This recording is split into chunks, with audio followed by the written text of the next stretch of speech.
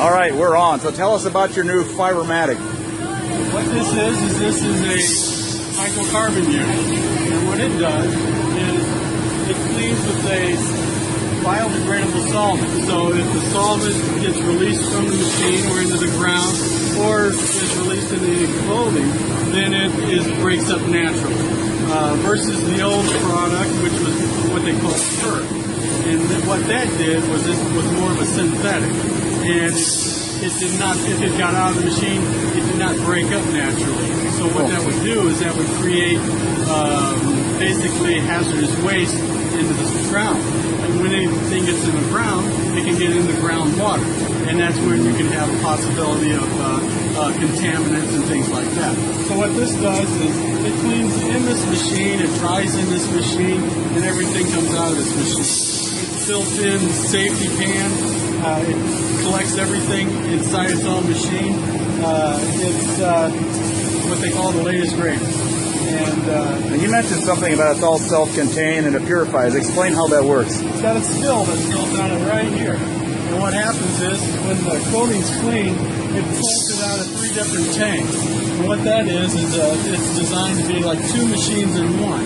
So if you have dark-colored items, it's going to pull out of the dark-colored tank, which is still clear solvent. Look through right here, you can see there's no color because there is no color. It looks like clear water.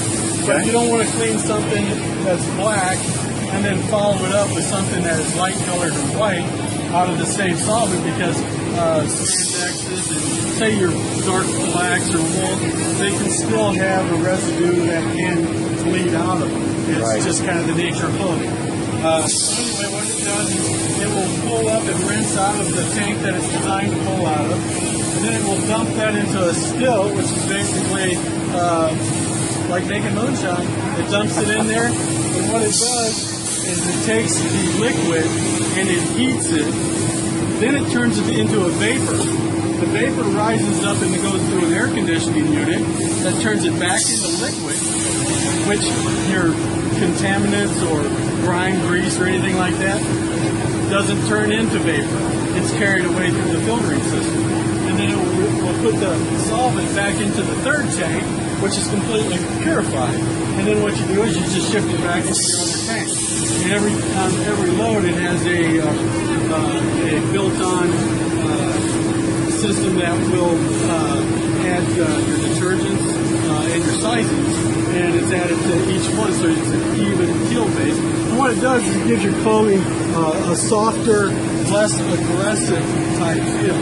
Right. The nice thing about this machine is it's less aggressive. It works better for anything with trim, such as sequins, beads, leather, those types of things.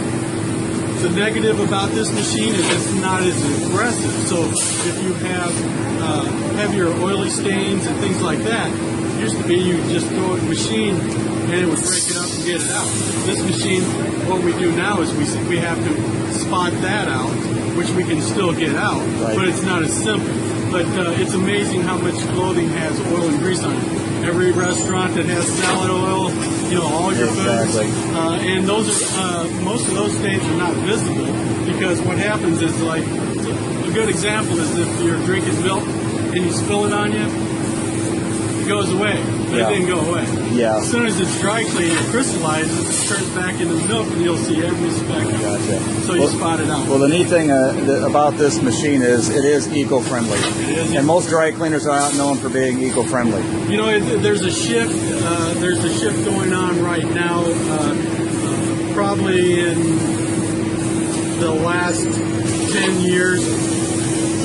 This is the second brand new machine I put in. My last machine was 7 years old. I paid probably $45,000 for it, and I took it out. And the reason why, years ago, you used to put in a dry clean machine, they'd run that thing for 25 years. There's all basic and things like that. The solvent usage on these new machines is back when I first started out in this industry, way back in the 70s, let's go back then, you would use 250 gallons of solvent in 6 weeks.